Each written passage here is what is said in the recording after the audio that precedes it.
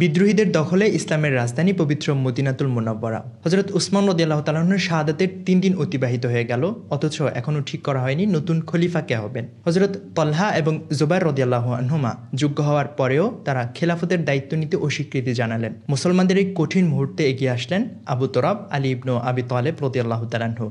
আজকের আলোচনা এই মহান খলিফা সম্পর্কে।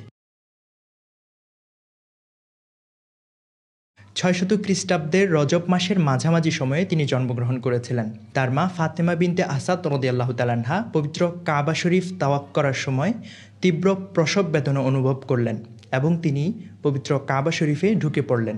সেখানেই হযরত আলী রাদিয়াল্লাহু তাআলা আনহু জন্মগ্রহণ করেছেন। জন্মের পর হযরত আলী রাদিয়াল্লাহু তাআলা আনহুর চোখ সম্পূর্ণ বন্ধ ছিল। নবী সাল্লাল্লাহু আলাইহি ওয়াসাল্লাম কোলে নেওয়ার পরে তিনি চোখ খুললেন। পৃথিবীতে এসে সর্বপ্রথম তিনি নবী সাল্লাল্লাহু আলাইহি ওয়াসাল্লামের চেহারা মুবারক দেখলেন। মাওলা আলী রাদিয়াল্লাহু তাআলা আনহুর পিতা আবু তালিবের আর্থিক অবস্থা সচ্ছল ছিল না। নবী সাল্লাল্লাহু আলাইহি ওয়াসাল্লাম চাচা আব্বাস রাদিয়াল্লাহু তাআলা আনহুর সাথে পরামর্শ করলেন যে আবু তালিবের আর্থিক অবস্থা যেহেতু অসচ্ছল, সে কারণে তার ভার কিছুটা আমরা বহন করতে পারি কিনা। তারা দুজনেই আবু তালিবের কাছে গিয়ে বললেন যে আপনার ভার আমরা কিছুটা বহন করতে চাই। তখন আবু তালিব বললেন, আকিলকে আমার কাছে রেখে তোমরা যা ইচ্ছা তাই করতে পারো। তখন নবী সাল্লাল্লাহু আলাইহি ওয়াসাল্লাম হযরত আলী রাদিয়াল্লাহু তাআলা আনহুর ভরণ পোষণের দায়িত্ব নিলেন এবং হযরত আব্বাস রাদিয়াল্লাহু তাআলা আনহু আলী রাদিয়াল্লাহু তাআলা আনহুর অন্য একজন ভাই জাফর রাদিয়াল্লাহু তাআলা আনহুর ভরণ পোষণের দায়িত্ব নিলেন। ৬১০ খ্রিস্টাব্দের দিকে নবী সাল্লাল্লাহু আলাইহি ওয়াসাল্লাম যখন নবুয়ত প্রকাশ করলেন, সর্বপ্রথম মুসলমান হয়েছিলেন আম্মাজান খাদিজা রাদিয়াল্লাহু তাআলা আনহা। একদিন নবী সাল্লাল্লাহু আলাইহি সাল্লাম এবং খাদিজা রাদিয়াল্লাহু তাআলা আনহা নামাজ আদায় করছিলেন। হযরত আলী রাদিয়াল্লাহু তাআলা আনহু তাদেরকে নামাজ পড়তে দেখে প্রশ্ন করলেন, এটা কি? তখন নবী সাল্লাল্লাহু আলাইহি সাল্লাম বললেন, এটা হচ্ছে আল্লাহর মনোনীত দিন। আমি তোমাকে লাত এবং উজ্জাকে অস্বীকার করে আল্লাহর দ্বীনের ইবাদতের জন্য আহ্বান করছি। হযরত আলী রাদিয়াল্লাহু তাআলা আনহু বললেন, এরকম কথা তো আগে শুনিনি। আমি আমার পিতার সাথে পরামর্শ ছাড়া কোনো সিদ্ধান্ত নিতে পারছি না। নবী করিম সাল্লাল্লাহু আলাইহি ওয়াসাল্লাম নিজে প্রকাশ্যে ঘোষণা ছাড়া ইসলামের কথা অন্য কেউ জানুক তা পছন্দ করলেন না। সেজন্য তিনি আলী রাদিয়াল্লাহু তাআলা আনহুকে বললেন, আপাতত তুমি ইসলাম গ্রহণ না করলেও কাউকে ইসলামের কথা বলিও না। ওই রাতেই আলী রাদিয়াল্লাহু তাআলা আনহুর ইসলামের প্রতি তীব্র আকর্ষণ অনুভব করলেন। পরের দিন সকালে নবী সাল্লাল্লাহু আলাইহি ওয়াসাল্লামের কাছে এসে তিনি ইসলাম কবুল করলেন। বিশুদ্ধ বর্ণনা মতে হযরত আলী রাদিয়াল্লাহু তাআলা আনহু হচ্ছেন ইসলাম কবুলকারী দ্বিতীয় ব্যক্তি। মাওলা আলী রাদিয়াল্লাহু তাআলা আনহুর পাণ্ডিত্য ছিল অসাধারণ। নবী সাল্লাল্লাহু আলাইহি ওয়াসাল্লাম বলেছেন, আনা মদিনাতুল ইলমি ওয়া আলিয়ুম বাবুহা, আনা দারুল হিকমাতে ওয়া আলিয়ুম বাবুহা। আমি হচ্ছে জ্ঞানের নগরী আর আলী হচ্ছে তার দ্বার। আমি হচ্ছি প্রজ্ঞার নগরী আর আলী হচ্ছে তার দরজা। হযরত আলী রাদিয়াল্লাহু তাআলা আনহু কোরআন, হাদিস, ফিক, তাফসির সহ অসংখ্য বিষয়ে পণ্ডিত ছিলেন। সে যুগের আরবের শ্রেষ্ঠ কবিদের মধ্যে তিনিও ছিলেন একজন। তার রচিত বিখ্যাত কাব্যগ্রন্থ দিওয়ানে আলী, যেখানে ১৪০০টি শ্লোক আছে। তিনি ছিলেন একজন সুবক্তা। নাহাজুল বালাগা নামক তার একটি বক্তব্যের সংকলন পাওয়া যায়। এছাড়া তার পরামর্শক্রমে হযরত আবুল আসওয়াদ আদ-দুয়াইলি রাহমাতুল্লাহ আলাইহি সর্বপ্রথম ইলমে নাহু অর্থাৎ আরবি ব্যাকরণের নিয়ম নীতি প্রবর্তন করেছিলেন। সাহাবায়ে কেরাম গুরুত্বপূর্ণ পরামর্শ নেওয়ার জন্য হযরত আলী রাদিয়াল্লাহু তাআলা আনহুর দ্বারস্থ হতেন। হযরত আবু বকর, উমর, ওসমান রাদিয়াল্লাহু তাআলা আনহুর সময় তিনি পরামর্শ সভার একজন গুরুত্বপূর্ণ সদস্য ছিলেন। এমনকি হযরত আয়েশা সিদ্দিকা রাদিয়াল্লাহু তাআলা আনহা, যার কাছে অন্যান্য সাহাবায়ে কেরাম জটিল কঠিন সমস্যা নিয়ে পরামর্শ চাইতেন, তিনি পর্যন্ত হযরত আলী রাদিয়াল্লাহু তাআলা আনহুর কাছ থেকে পরামর্শ গ্রহণ করতেন। আলী রাদিয়াল্লাহু তাআলা আনহুর মর্যাদার ব্যাপারে নবী সাল্লাল্লাহু আলাইহি ওয়াসাল্লামের অসংখ্য হাদিস আছে। নবী সাল্লাল্লাহু আলাইহি ওয়াসাল্লাম ইরশাদ করেছেন, ইন্না আলিয়ান মিন্নি ওয়া আনা মিনহু ওয়া হুয়া ওয়ালিয়্যু কুল্লি মুমিনিন। নিশ্চয় আলী আমার সবচেয়ে কাছের আর আমিও আলীর সবচেয়ে কাছের, এবং আলী হচ্ছে প্রত্যেক মুমিনের ওয়ালি। হযরত যায়েদ বিন আরকাম রাদিয়াল্লাহু তাআলা আনহু থেকে বর্ণিত সেই বিখ্যাত হাদিস, নবী সাল্লাল্লাহু আলাইহি ওয়াসাল্লাম ইরশাদ করেছেন, মান কুনতু মাওলাহু ফা আলিয়ুন মাওলাহু। আমি যার মওলা, আলীও তার মওলা।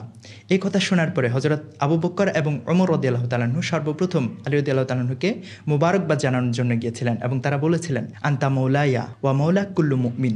আপনি হচ্ছেন আমাদের মওলা এবং প্রত্যেক মুমিনের মওলা। একদিন নবী সাল্লাল্লাহু আলাইহি ওয়াসাল্লাম সাহাবীদের মাঝে ভ্রাতৃত্ব করে দিচ্ছিলেন। হযরত আলী রাদিয়াল্লাহু তাআলা আনহু নবী সাল্লাল্লাহু আলাইহি ওয়াসাল্লামের কাছে এসে কেঁদে কেঁদে বললেন, ইয়া রাসূলুল্লাহ, আপনি সবার মাঝে ভাইয়ের সম্পর্ক তৈরি করে দিয়েছেন, কিন্তু আমি তো কোনো ভাই পেলাম না। তখন নবী সাল্লাল্লাহু আলাইহি ওয়াসাল্লাম বললেন, ইয়া আলী আনতা আখি ফিদ দুনিয়া ওয়াল আখিরা। হে আলী, তুমি ভাই করছো, তুমি তো দুনিয়া এবং আখিরাত উভয় জগতেই আমার ভাই। হযরত আলী রাদিয়াল্লাহু তাআলা আনহুর পুরো জীবনটাই আমাদের জন্য শিক্ষা। তবে আপাতত তিনটা শিক্ষা আমরা তার কাছ থেকে নিতে পারি। 1 নম্বর হচ্ছে নবী প্রেম। 628 খ্রিস্টাব্দে হুদায়বিয়া সন্ধির সময় কুরাইশদের পক্ষ থেকে সন্ধি করতে এসেছিলেন সুহাইল বিন আমর। নবী সাল্লাল্লাহু আলাইহি ওয়াসাল্লাম হযরত আলী রাদিয়াল্লাহু তাআলা আনহুকে ডেকে সন্ধিপত্র লিখতে বললেন। তিনি বললেন, লিখো বিসমিল্লাহির রহমানির রহিম। সাথে সাথে সুহাইল বিন আমর আপত্তি জানিয়ে বলল, আমরা আগের নিয়ম অনুসারে লিখব বিইসমিকা আল্লাহুম্মা। নবী সাল্লাল্লাহু আলাইহি ওয়াসাল্লাম বললেন, তাই লেখা হোক। এরপর নবী সাল্লাল্লাহু আলাইহি ওয়াসাল্লাম হযরত আলীকে বললেন, লিখো এই সন্ধি কুরাইশদের সাথে মুহাম্মদ রাসূলুল্লাহ। সুহাইল বিন আমর আবারও আপত্তি জানিয়ে বলল, আপনাকে যদি আমরা রসুল মেনে নিতাম তাহলে কাবায় প্রবেশের জন্য আপনাকে কেন বাধা দিতাম? তবে চাইলে মোহাম্মদ ইবনে আবদুল্লাহ লিখতে পারেন। তখন নবী সাল্লাল্লাহু আলাইহি ওয়াসাল্লাম বললেন, মোহাম্মদ রাসূলুল্লাহ কেটে মোহাম্মদ ইবনে আবদুল্লাহ লিখে দাও। হযরত আলী রাদিয়াল্লাহু তাআলা আনহুর নবী প্রেম এত বেশি ছিল যে তিনি নিজ হাতে মোহাম্মদ রাসূলুল্লাহ লিখাটি কাটতে অস্বীকৃতি জানালেন। তখন নবী সাল্লাল্লাহু আলাইহি ওয়াসাল্লাম কলম নিয়ে সেই মোহাম্মদ রাসূলুল্লাহটা কেটে মোহাম্মদ ইবনে আবদুল্লাহ লিখে দিলেন। 2 নম্বর হচ্ছে বীরত্ব ও সাহসিকতা। খাইবারের 8টি দুর্গের মধ্যে একটি দুর্গের নাম ছিল নাইম দুর্গ। এই দুর্গ বিজয়ের সময় হযরত আলী রাদিয়াল্লাহু তাআলার সাথে মল্লযুদ্ধে অবতীর্ণ হয়েছিলেন বিখ্যাত ইহুদি বীর মারহাব।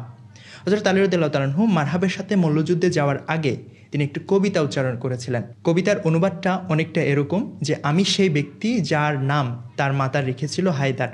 হায়দার হচ্ছে বনের বাঘের চেয়ে ভয়ঙ্কর। এই কবিতা আবৃত্তি করার পরপরে তিনি মারহাবের মাথার উপরে তীব্র আঘাত করলেন। এক আঘাতেই মারহাব দুনিয়া থেকে শেষ হয়ে গেল।